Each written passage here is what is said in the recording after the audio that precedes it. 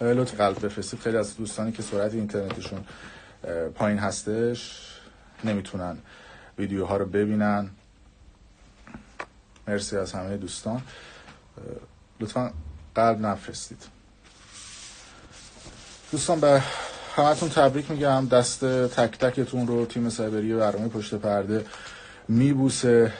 واقعا کولاک کردید و فاضلاب های دنیای مجازی دارن اینطوری ضربان قلبشون میکوبه به خاطر اینکه تونستیم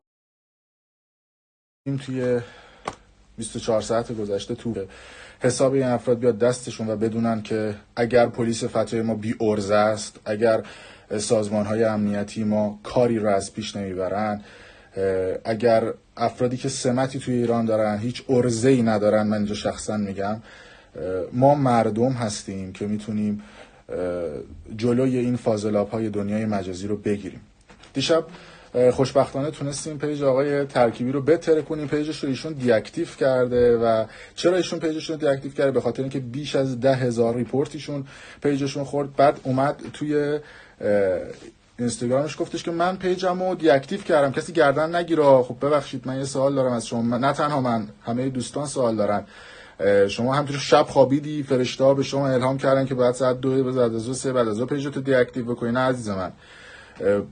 ارتش سایبری برنامه پشت پرده یورشی به سمت پیج شما آورد که شما اون هشداری که روی ایمیلتون اومد و بچه‌هایی که دارن کار هک رو برای شما انجام میدن، یه سری که پشت سر شما هستن، اونا به شما هشدار دادن که پیجتون رو دیاکتیو بکنید. چی شد؟ شما تا دیروز ادعات میشد فحش مادر میدادی و از این صحبت ها. اما یادتون باشه که یک خبرنگار رسالتش دادن دانش، اطلاعات و آگاهی به مردمه، نه چیز دیگه. لطفاً بچه‌ها قلب نفرستید، میخوایم صحبت بکنیم، سرعت میاد پایین، خواهش میکنم ازتون. یک خبرنگار رسالتش دادن دانش، آگاهی و اطلاعات به مردم، نه چیز دیگه. و من خوشحالم اگر بتونم به یک نفر دانش بدم، تیم من اگر بتونه به یک نفر آگاهی بده، تیم من اگر بتونه به یک نفر اون اطلاعاتی رو که داره بده، همین کافیه. توی 2-3 هفته گذشته حجمایی اومد. امشب برای اولین بار میخوام برای شما پشت پرده رو بگم که اصلا چی شد که ما این مسیر رو ادامه دادیم و این دوستانی که توی اینستاگرام هستن چه رکب بزرگی رو از تیم برنامه پشت پرده خوردن. هلوش 1.5 ماه پیش ما اومدیم طرحی رو مطرح کردیم در خصوص مافیای اینستاگرام. چند سالی هم بودش که من پیگیر سایت‌های شرط بندی بودم. تیم سایبری برنامه پشت پرده اومد رصد کرد و متوجه شد که یه سری مافیا در اینستاگرام وجود دارن که اینها عملیات ریپورت، هک و نفوذ رو انجام میدن. این افراد کارشون این بودش که اگر یه شخصی توی اینستاگرام فالووراش به یه حدی بالاتر میرسید، به اون شخص میگفتن که اگر تبلیغات گرفتی باید بیا پول تبلیغات رو به ما بدی، نصفش رو، وگرنه ما ریپورتت میکنیم. شما اگر دقت بکنید کلا 5-6 نفر بیشتر نیستن این فاضلابا که بالای 300-400 کا فالوور دارن دیگه. عملاً بقیه یا سلبریتی ان که حالا مثلا بر اساس شغلشون معروف شدن یا چیز دیگه. این 5-6 نفری که الان جدیداً رفتن تو کار سایت شرط بندی، اینها زیر نظر یه سری مافیا و هکر دارن کار میکنن. نقشه چی بود؟ نقشه این بودش که ما بتونیم یک تومه برای این افراد بچینیم، یک تومه‌ای که این افراد تو دام تیم سایبری من بیفتن. بدین صورت که ما اومدیم گفتیم که آقا ما اگر یه مستند بسازیم به مردم، میگیم مردم اینا میان پیجای مردم رو دیاکتیو میکنن، اینا میان پیجای مردم رو ریپورت میکنن، کسی باورش نمیشد. همه میگفتن که نه شما دارید دروغ میگید، شما سند بیارید، مدرک بیارید. اینا. ما اومدیم با یک عملیات تحریک‌آمیز، اومدیم با یک عملیات حساب شده برنامه ساختیم، اینها رو تحریک کردیم. کی از همه مهمتر و کی از همه بهتر برای تومه؟ شخص بنده‌ای که رسالت و پیشینه خبرنگاری خوبی داشتم. هیچ چیزی در پرونده من نبود و اینها نمیتونستن به من انگ لواط و انگ نمیدونم دختربازی و انگ مواد مخدر و اینها بزنن. مطمئن باشید اگر برگ سندی از من اینها پیدا میکردن، توی این 2 هفته‌ای که آبروی اینا بر باد رفته بود از من رو میکردن. فقط باد هوا، این نمیدونم فلان سندی وجود داشت مثل این همه سندی که من امشب برای اولین بار اینها رو برای شما نشون میدم. ببینید این همه سند از این افراد دست ماست، این همه سند. خب و بدونید که اینها همه برای من پست میشه، چیزی از طریق ایمیل هم نمیاد که این دوستان فکر کنن که بتونن رصد بکنن. این همه سند اگر داشتم مطمئن باشید همش رو میکردن. حالا من یکی یکی امشب نشون شما میدم. ما اومدیم اینها رو تحریک کردیم که اینها بتونن پیج من رو بیارن پایین و هی میگفتیم که تیم سایبری ما قویه، تیم سایبری ما داره رصد میکنه و اینها تق زدن پیج رو آوردن پایین. وقتی پیج رو آوردن پایین این قضیه رسانه‌ای شد و خبرگزاری‌های مختلف، رسانه‌های مختلف قضیه رو زدن و وقتی که رسانه‌ها اومدن دیدن که پیج همین فردین خورده شده، مردم هم اومدن و پیج من رو رصد کردن. ای بابا، پس یه قضیه سایت شرط بندی وجود داره. ما اومدیم یک بک‌گراندی رو چیده بودیم که یک مستند جو سایت شرط بندی درست کرده بودیم و منتظر بودیم بزنن که این قضیه پروموت بشه، این قضیه خبری بشه که همه بیان پیج ها رو ببینن و ببینن که پشت پرده چه خبر هستش. و دوستان من مجبورم که کامنت رو ببندم چون دوستان لایو میدن، میگم لایو قلب میدن، عذرخواهی میکنم. بعد از اینکه صحبت من تموم شد ما کامنت ها رو باز میکنیم. و جالب اینجاست که اینها اومدن پیج منو دی اکتیو کردن، خبرگزاری ها خبر بنده رو پوشش دادن، همه اومدن پیج منو دیدن و متوجه شدن یه اسنادی وجود داره، یه کلاهبرداری وجود داره، یه مافیایی در اینستاگرام وجود داره که پیج میزنن، نمیذارن کسی بره بالا، یه مافیایی وجود داره که دختر قاچاق میکنه، یه مافیایی وجود داره که پاسپورت جعل میکنه برای اینستاگرام زدن. خیلی دوستان میگن که جریان چه؟ ببینید مثلا من یه پیج دارم، میان با فتوشاپ، حالا من فیلمیو تهیه کردن دوستان به شما نشونم، با فتوشاپ میان یه عکس پاسپورت آلمانی رو برای من درست میکنن، رو میذارن روی پیج من، کپیشو میگیرن، ایمیل میکنن برای اینستاگرام، میگن که این پیج مال ما بوده، پیج هک شده، در اختیار یه شخص دیگه قرار گرفته. یعنی به جای من یه پیج میزنن، این کار رو انجام میدن. و عمده‌ترین شخصی هم که این کار رو انجام میده یه شخصی هستش به اسم خانم شبنم میراکی. نکته جالب اینجاست که ما اومدیم که تیممون وقتی اومد یه سری اسناد رو بررسی کرد متوجه شد که یه خانم به اسم شبنم میراکی وجود داره که دو هویت داره، شبنم و فاطمه. تیم من دقیقاً نمیدونست که اسم اصلی ایشون چی هسته، شبنم یا فاطمه است. اومدیم با یک روانشناسی اجتماعی که وجود داشت یک گزارش رو تهیه کردیم و مستندی رو دادیم بیرون و ایشون رو از عمد فاطمه میراکی به همراه چاشنی شبنم معرفی کردیم. این آدم افتاد توی تله روانشناسی ما و اومد یه دونه ویدیو از خودش معرفی کرد، گفت من شبنمم، من فاطمه نیستم، اسمش لو رفت. این قضیه افتاد تو تور بچه‌هایی که کارهای سرچ اطلاعات رو انجام میدن و مشخصات خانم شبنم میراکی بیرون اومد. خانم شبنم میراکی، من اینجا تمام مشخصات ایشون رو برای اولین بار امشب میگم که اگر دوستان خواستن پیگیر مسائل ایشون باشن که خانم شبنم میراکی فکر نکنه که ما همینجوری نشستیم اینجا ایشون بخواد به ما بگه بدو اینطوری ادا در بیاره. خانم شبنم میراکی فرزند عارف، متولد 26/3/1369.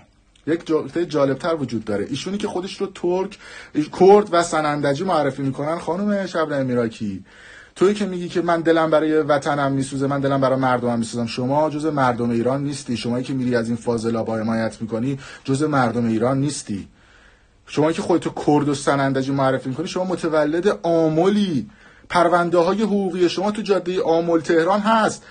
پسرها و مردم رو تیغ میزدی، سوار ماشین میکردی. هنوز هیچ کسی این قضیه رو برای اولین بار من اینجا اعلام میکنم که شما محل صدور شناسنامه‌تون آمله. شماره ملیتون هم میگم دوستان اگه خواستن شکایت بکنن 213 249 33 7 شماره ملی شما. یه دو تا آدرس هم داری شما، جالبه، یه دونه سنندج آدرس داری، یه دونه کرمانشاه تو منطقه تاقبستان که فقط به حرمت شوهر سابقت که از ایشون 2 تا بچه داری. خب ما آدرس شما رو منتشر نمی‌کنیم. همه فکر می‌کنن که شما یه بچه داری. خب شما 2 تا بچه داری. آدرست هم در آلمان گیر آوردیم. ان شاءالله وقتی رفتی شما تو اون رستورانه با اون دوستت لایو گذاشتی، میام کنار دستت میشینم یه لایو میذارم جفتت مردم ببینن. اونجوری ما حال میگیریم از شما. شما جالبه سال 1191 27/1/1191 طلاق گرفتی، تو دفترخونه شماره 9 کرمانشاه و تاریخ خروج از کشورت هم 1394 از مرز عراق بوده.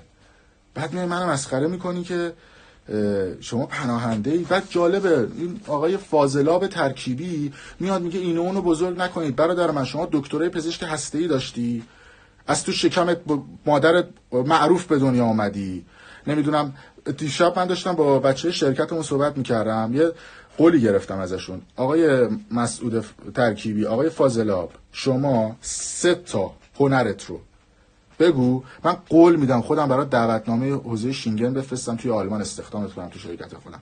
به شرافت هم این کارو میکنم. تو 3 تا رزومه به من بده، کوک میذاری رو لثت میکشی 3 تا، به غیر از اینکه بعد اگه اینستاگرام بسته بشه، فیلتر بشه، تو از نون خوردن افتادی. و نکته جالب تر بگم، نمیخواستم اینو بگم، دوستان عزیز، این افرادی که به اینا تبلیغ میدن، خب دوستانی که تبلیغ میدید به اینا حواستون باشه. دستگاه اطلاعات امنیتی اگر اومد روتون، به خاطر اینکه دارید از به سری افراد تبلیغ میدید که اینا قاچاق دختر میکنن، مافیای سکس انجام میدن، قاچاق انواع اقسام نمیدونم پاسپورت و از این کارا انجام میدن، حواستون باشه. اونایی که تبلیغ داره میدید، بلایی که سر یه سری از شبکه‌های ماهواره اومد و تبلیغاشون گرفته شد، حواست باشه سر شما نیاد. شماره موبایلت هم اعلام میکنن که یاد بگیری دفعه دیگه آیدی منو تو کانالت نذاری. 2090 053 16 033 720. این هم شماره موبایلتون. چون که میدونید دست به شماره موبایل پیدا کردن من 1 دقیقه است. شما فاضلابا که اصلا رو رصد مایید. و نکته بعدی اینم که قربونش برم، مدارک خانم شبنم میراکی هستش. میراکی جالب اینجاست که میراکی هم نیستی، میراکی از من همه میجا میگی میراکی هم. و نکته بعدی این که ببینید، من برای دوستانی که اومدم، ما اینقدر از این دوستان سند و مدرک داریم. مثلا من یکیشو میکشم بیرون ببینید. خب سندا برای ما پست میرسه، اینجوری نیست که من بیام بشینم بگم که آی فلانی مثلا فلانه. نمونه بارزش اینجا ما داریم، حالا منم به شما نشون میدم. آقای بله اومد تو دست اینها، این ویزا و پاسپورت آقای امیر عباس فخرآوره، فرزند محمد باقر. شماره ملیت هم اگه دوست داشتی میگم 207. ورزشی رفتی تو لایو آقای فخرآور، این مدرکت. حالا چیزای جالب‌تری هم از شما نشون میدم. رفته تو لایوش گفته که امین فردین و تیمش از بچهای اطلاعات سپاه، من رفتم با روح الله زمم روی این قضیه صحبت کردم. آقای روح الله زم که دوستان خبری آمد نیوزم هستن، با منم تلفنی صحبت کردم. پیروزم با من صحبت کرد، دیشبم آقای زم با من صحبت کرد، امروز صبحم آقای زم با من صحبت کرد تلفنی. گفتش که آره نمیدونم آقای فخرآور و اینا از شما شاکیه. ببینید دوستان، من میخوام مستند به شما صحبت بکنم. این دایرکت من با آقای فخرآور بود. نوشتم که سلام، من فردین هستم، خبرنگار برنامه پشت پرده. میخواستم یک مصاحبه با شما داشته باشم به صورت اسکایپی. چه زمان تاریخی فرصت دارید؟ ببینید ما یه مستند راجع به آقای فخرآور ساخته بودیم که اومده بودیم گفتیم که آقای فخرآور یه بلوف خیلی جالب زده بود. گفته بود که آقای خامنه‌ای تو زمان مثلا 54 53 با لباس آخوندیش با قایق از دریای مازندران رفته روسیه، بعد مثلا 500 کیلومتر هم پارو زده. مثلا مگه میشه همچین چیزی؟ بعد ما اومدیم این قضیه رو مسخره کردیم و گفتیم آقای فخرآور خودت عقلتو بذار بازی. بعد جواب داده که شما متاسفانه نشان دادی که اخلاق را در گفتگو با مصاحبه شونده رعایت نمی‌کنید. اگر علاقه من بودید در فیسبوک لایو خود من میتوانید حاضر شوید و پاسخ بدید. من نوشتم آقای فخرآور سلام، ما اگر مسئله رو مطرح می‌کنیم قطعاً تحقیق صورت گرفته. هر زمان که شما گفتید من به عنوان خبرنگار و تیم من به عنوان حلقه فکری آماده مصاحبه و پاسخگویی هستم. ما همیشه آماده پاسخ گرفتن هستیم. شما سند منتشر کنید که ما اخلاق را رعایت نکردیم. ما اگر اشتباهی کرده باشیم پوزش می‌طلبیم. معذرت خواهی راه پایندگی ایران است. نوشته که پیش از هر گفتگویی در یک ویدیو رسمی از این جانب به جهت مجموع دروغ‌هایی که تحویل مخاطبانتون دادین تو درم میاره برای خودش، عذرخواهی کنید و سپس با تمام تیم عملیاتی وزارت اطلاعاتتان تشریف بیاورید و در برنامه زنده فیسبوکی سیاوش تا طعم شمشیر صداقت و شجاعت سیاوش را بچشید. فقط مراقب باشید این توبه میری با همه اون تیله بازی های قبلی زمین تا آسمان است. منم جواب دادم که این تهدید بود یا فرصت، شما سند بیارید ما معذرت خواهی میکنیم. ضمناً اگر دروغی بود شکایت کنید، این که کار سخت نیست. ما کلام داریم، اهل شمشیربازی و شمشیرکشی هم نیستیم. صداقت برنده ترین چیزه. این آقای فخرآور چرا خودشون که اومدن لایو گذاشتن هیچ وقت نمی‌فهمم شانسی مدرکشون کشیدن بیرون اومد تو دستم. گفتم آقای فخرآوری که میاد صحبت میکنه میگه که ما از بچهای اطلاعات سپاهیم، خوشا به حال اون اطلاعات سپاهی که برای مردمش کار بکنه، نه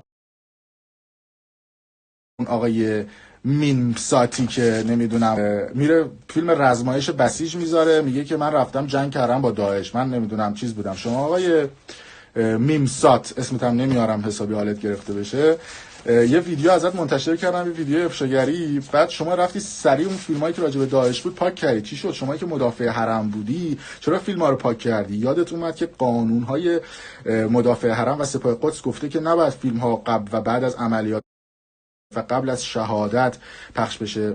میدونی آیه میمسات، شما تفاوتت خب با این اراذلوباش و این فاضلاب‌های مجازی میدونی چیه؟ شما پشت حصار سپاه و پشت نمیدونم بسیج قایم شدی. همین امثال تو هستن که مردم ایران رو زده کردن از هرچی بسیجی و سپاهیه. و همین رفتارهای امثال تو هن. بار آخرت هم باشه آقای صفایی، بار آخرت باشه، فامیلیت هم گفتم، بار آخرت باشه که آدم واسطه بکنی به من زنگ بزنه که من راجبت صحبت نکنم، فقط به احترام اون شخصی که به من زنگ زد و خیلی آدم محترمی بود فایل صوتیش رو منتشر نمی‌کنم. نمیگم چه محتویاتی تو اون فایل صوتی رد و بدل شد. بار آخرت باشه. اگر اون فایل صوتی پخش بشه باید اینستاگرامو جمع کنی بری برادر منها. باید جمع کنی بری، یا به موقعش من اگه اون فایل صوتی که رد و بدل شد به نور واسطه و من رو منتشر بکنم، خودت میفهمی که چه بلایی سرت میاد. بسیجی فیک کوچولو، همتون کشته مرده اینستاگرام شدید. اون آقای ترکیبی که شب تا صبح توی لایو میخوابه، اصلا دوشک پک میدونم. دوستان تماس میگیرم، من با یه خط دیگه دارم لایو میذارم. ترکیبی نمیدونم فلان چیز میخوره. جالبم از دیروز میگفت من نمیدونم پشکل نمیدونم چی داشت میخورد تو ترکیب، از من قاراقوروت و کاکائو میخوری، میگی فلان. با این حرکات قدیمی شده، حرکات سینمایی ما 10 سال پیش تو صدا و سیما میزدیم. بعد میاد میگه که من خودم پیجمو بستم. چی شد؟ از ارتش سایبری پشت پرده ترسیدی؟ 10 تا دیگه آیدی هم بذاری میزنی. و نکته جالب‌تر این که شما پیجتو دیسیبل کردی یا دی اکتیو کردی. اصطلاحاً شما در هفته یک بار میتونی پیجتو دی اکتیو بکنی. فردا که اکتیوش کردی دوباره من فرمان حمله صادر میکنم، اون موقع ببینم میتونی حالا پیجتو دی اکتیو کنی یا بعد دیلیت اکانت بکنی یا بعد کلا بری از صفحات مجازی که بعد آیدی منو میذاری. یه بار دیگه هم شماره موبایل تو به مردم اعلام بکن، یادت باشه آیدی منو اعلام نکنی. یه بار اشتباهی رو وحید خزایی که شماره موبایل منو پخش کرد، شماره موبایلشو برای مردم پخش کردم، تو آیدی منو پخش کردی، شما موبایل تو پخش میکنم. 2090 531 60 33 720 شماره آقای ترکیبی هستش که ایشون مثل این که خیلی ارادت دارن. آقای هزینه هم که داداش من، شما پیج 2 روز پیش هک شد. فقط میخوام پسورد تو بهت بگم که دوستانی که دارن کار امنیتی برات انجام میدن بهشون بگو که پسورد پیج تو اینجوری نزن. پسورد پیج تتل ایکس ایکس بود داداش من. این چه پسوردی میذاری رو پیج اینستاگرامت که هک بشه؟ خب بعد بیای بگی که بعدش هم یه نکته دیگه هم بهت میگم آقای مستر هزینه. خب پیتزا فروشی یادت باشه، کد پیتزا که رفتی دادی به یه سری افراد، بعداً افشاگری شما رو هم پخش میکنم. اینو فقط خواستم بگم که جمع کنید کاسه کوزتون از دنیای مجازی. من یه پیج میارم بالا، لایو میذارم، کلا دودمانتون میره به باد، پیجو میبندم میرم، چون نیازی ندارم. یه خبر خوشم به دوستان بدم که شبکه ماهواره ما هم تا 2-3 ماه آینده داریم فرکانسش از ستلایت میخریم، بیاد بالا دیگه جمع میکنید میرید. شما فقط یادتون باشه که آقایون فاضلاب لطف کنید از حالا به پایان خودتون سلام کنید. به اینکه چرا امین فردین داره فوش میخوره؟ به خاطر اینکه امین فردین گفت آقا تو سایت شرط بندی شرکت نکنید. 1 ماه پیش من گفتم اطلاعات حساب شما هک میشه. 1 ماه پیش هشدار دادیم. پری روز اومدن پیام گذاشتن که 20 تا سایت شرط بندی حساباشون هک شد. طرف چی بگم، اون بسیجی فیک هم من یه چیزی بگم، تویی که میگی مملکت دست ماست، مملکت دست ماست، شما هیچ غلطی نمیتونید بکنید. بابا طرف 5 تا شهید داده، طرف مفقود الاثر داده، هنوز عزیزش رو پیدا نکرده تو ایران، شهید داده، نمیاد بگه مملکت مال منه، ادعایی نداره. تو برمی‌داری میگی مملکت دست ماست؟ برنامه‌ریز از کجا اومدی؟ نمیدونم کی به تو کارت بسیجت هم بیار نشون بده مردم ببینن. یا اون یکی میاد میگه که ببینید من یه بعد بگردم همین الان یادم اومد. خب میخوام نشون شما بدم که امین فردینی که داره اینجا صحبت میکنه، خب میخوام مدارک پدرمو به شما نشون بدم دوستان، که ببینید که امثال پدر من چه زحمتایی رو برای این مملکت کشیدن، ادعایی ندارن.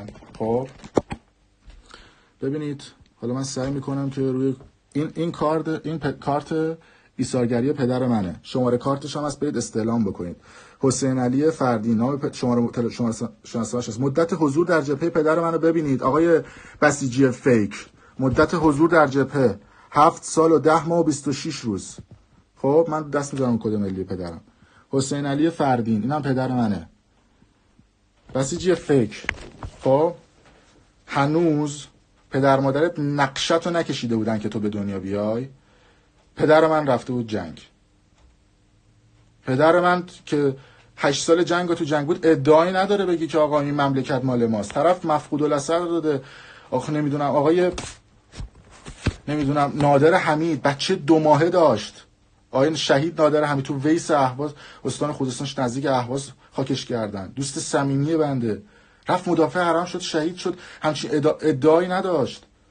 برو یه تحقیق بکن ببین نادر حمید کی بود. بچه‌شو ندید. مدافع حرم شد. بچه‌شو نشد. من اصلا دفاعی از کسی نمی‌کنم و فقط میخوام بگم که تفاوت وجود داره. اگر شما ادعا می‌کنید مملکت مال شماست، نه عزیزم، مملکت مال شما نیست. مملکت مال اون شهداست. مملکت مال اون کسایی که مفقود الاثر دادن. مملکت مال اونایی که عزیزشون، جگرگوشه‌شون رو از دست دادن. نه شمایی که برمی‌داری تهدید اسید پاشی می‌کنی، نمیدونم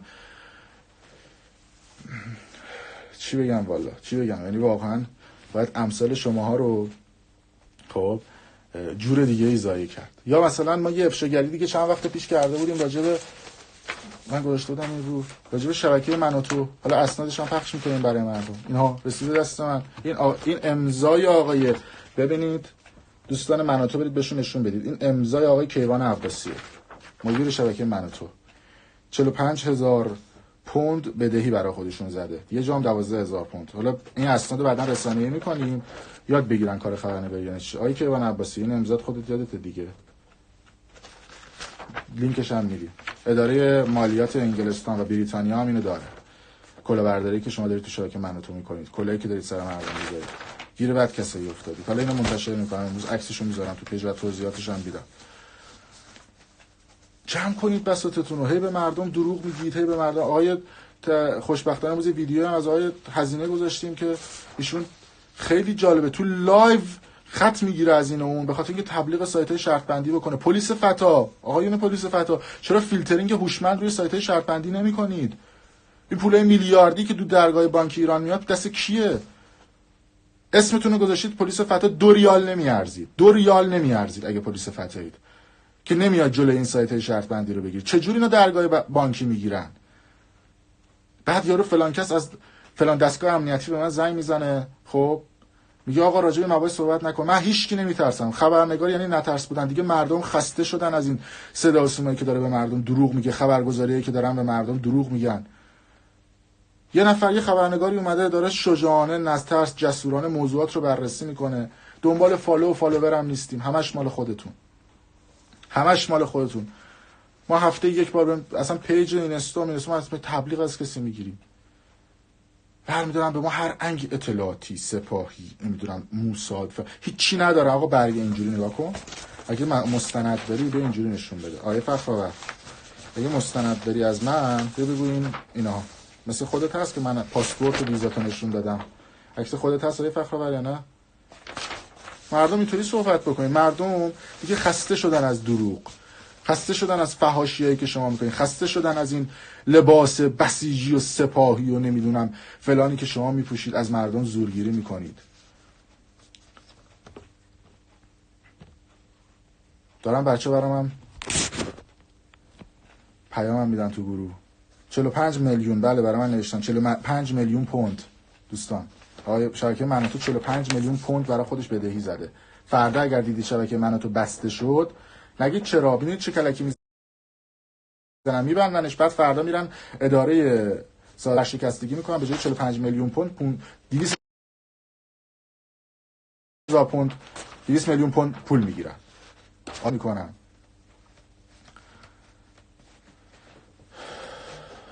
و منتظر باشید تمام این پیج ها بسته میشه، همشون رو یکی یکی میذاریم. 48 ساعت یک بار ما فرمان حمله میدیم، نه هر شب، هر 48 ساعت یک بار. منم درگیر مسائل پلاس هم یه جاسوس از رسانه تیوی پلاس پیدا کردیم به قبلی و حالا مستند میکنم درگیر این مسائل. این فاضل آبا رو داریم لابلاش بررسی میکنیم. حالا شما برید چیز برو همه شما فاضل آبا رو تو لیست گذاشتید. ایرانی‌ها رو آقای محسن افشانی هم تو لیست یا برای دارم تبلیغ سایت شرط بندی میکنی. اسنادی از شما به دست ما رسید، حالا به زودی منتشر میکنیم همتونو. نمیدونم اونایی که تو ایران هم پیج مج دارن فکر نکنید که بدل مدلای فلانی که تبلیغ سایت پیش بینی فوتبال میکنید. یه نکته جالبتر بگم، تو به زودی اسنادی از برنامه 90 به دست ما میرسه، برای اولین بار اینجا اعلام میکنن. برنامه 90 هم باید جمع کنه بره، ربط داره به سایت پیش بینی و به سایت شرط بندی. برنامه 90 آقای عادل فردوسی پور. حالا اگه یه زمانی در اومد بدونید که برنامه پشت پرده داره اینجا رسما اعلام میکنه. هر کسی هم که فکر می‌کنه آقا تهمت افترا داریم بهش میزنیم، بره شکایت بکنه. راه شکایت و قانون باز، ما که داریم از طریق پلیس اینترپل تمام این اسناد و مدارک رو میکنیم.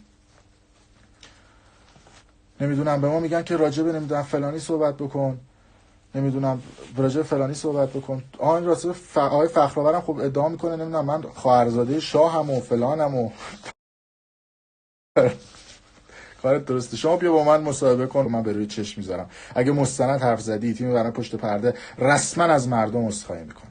آقای فخرآور، امیر عباس فخرآور، رسما ما ادعایی نداریم. هر کاری بکنیم ما اینجا نیومدیم. ببینید دوستان، یه چیزی هم در نظر بگیرید. بنده همینجا رسما اعلام میکنم، نه من دنبال اپوزیسیونم، نه دنبال حزبم، نه دنبال انقلاب کردنم، نه به دنبال اینم که گروهی تشکیل بدم، نه دنبال اینم که حزبی تشکیل بدم، نه دنبال.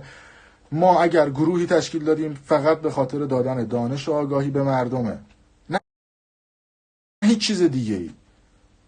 نه این بسیجی هر اراذل و اوباشی لایو مشترک میذاره ادعاش هم میشه که آره دونه. یا مثلا چند روز پیش یه پیج هک شد در اینستاگرام، هشتگ من خورد، گفتن که آره امیر فردین هک کرده. ما گفتیم بابا به خدا ما صنمی نداریم، اگه هر کسی هشتگ ما رو میزنه یعنی حتما ما هک کردیم. نه، ما اگه بخوام هک کنیم جور دیگه هک میکنیم، هک نمیکنیم. مثل آقای هزینه که پسورد پیجش دتل ایکس ایکس بود، خب مثل اون میدونستیم چیکار بکنیم. ما ادعایی با کسی نداریم، نه دنبال اینیم آقا گروهی تشکیل بدیم، نه به دنبال اینیم مردم بریزید شیشه. نه آقا، یه خبرنگار رسالتش دادن اطلاعات و آگاهی و دانش به مردمه. تموم شده رفت. قضاوت با مردم خودشون آگاهن. طرف عمده ترین فعالیتش این بوده دست یه جنس دو جنسه رو گرفته و برده. اون یکی فلان قاطی کرده خورده، اون یکی عکس با شورت و سوتین گذاشته، خب معروف شده. خانم زهرا جمانبختو میگه، بعد فالوور جمع کرده. شما با بیاد تو اروپا، بیاد برید تو امریکا، پرونده یوئنتون که اولا بسته میشه. شما مثلا از شما شکایت کردیم، حالا بعد برید پاسخگو باشید. چیکار میخواد اگه اینستاگرام بسته بشه؟ تو رو خدا میخواد چیکار کنید؟ چه هنری دارید؟ هنرتون رو به مردم بگید. 2 تا از کارهای مثبتی که برای مردم کردید، تو رو خدا برید تو پیجتون اعلام کنید 2 کار مثبت برای مردم کردید. من خودم شخصا میام دستتون میبوسم، به شرافتم براتون دعوتنامه میفرستم بیاد آلمان اقامت بگیرید، اقامت کاری بگیرید. یکی از دوستان من ریکوست داد آقای امیر اگه من بتونم، آقا امیر پیجت چیه به من بگو من بدونم بیارمت بالا، تعداد فالوورات هم زیاد. همه شما فاضلاب ها رو به همتون رو میذاریم تو لیست میبندیم، نگران نباشید. ارتش ما لطفاً اینو به همه دوستان معرفی بکنید که ما باید 5000 تا ریپورت خوردی، 10000 تا 5000 تاشون تو نظرسنجی شرکت کردن، بعضیشون 7-8 تا گوشی. 10000 تا ریپورت خوردی آقای ترکیبی. فقط تو پیج من تو 48 ساعت پیج من اومده بود بالا. تنفر مردم میدونی چقدر بود زیاده؟ بیا از مردم عذرخواهی بکن بابت تبلیغ سایت شرط بندی. بیا از مردم عذرخواهی بکن بابت جعل پاسپورتی که می‌کردی و تجارت دختر و مافیای دختر می‌کردی. داشتم تو برنامه، برید خودتون نگاه کنید. خوشبختانه ما ریپورتایی رو هم که میزنیم چند ساعت بعدش ویدیویی رو منتشر میکنیم که علت ریپورت شب قبل رو اعلام میکنیم به مردم. فکر نکنید که ما حب و بغض شخصی داریم، طرف من فوش داده ما اومدیم گفتیم آقا به طرف حمله بکنید. اینطوری نیست. ما با کسی حب و بغض نداریم، با کسی کینه‌ای نداریم، از کسی هم خورده برده‌ای نداریم. چه کار مثبتی بلدی آقای ترکیبی، آقای هزینه، غیر از فقط فوش مادر دادن. تنها هنرتون اینه. من خودم به شخص 6 7 فوش جدید از شما یاد گرفتم. گرکوپرم ریخت.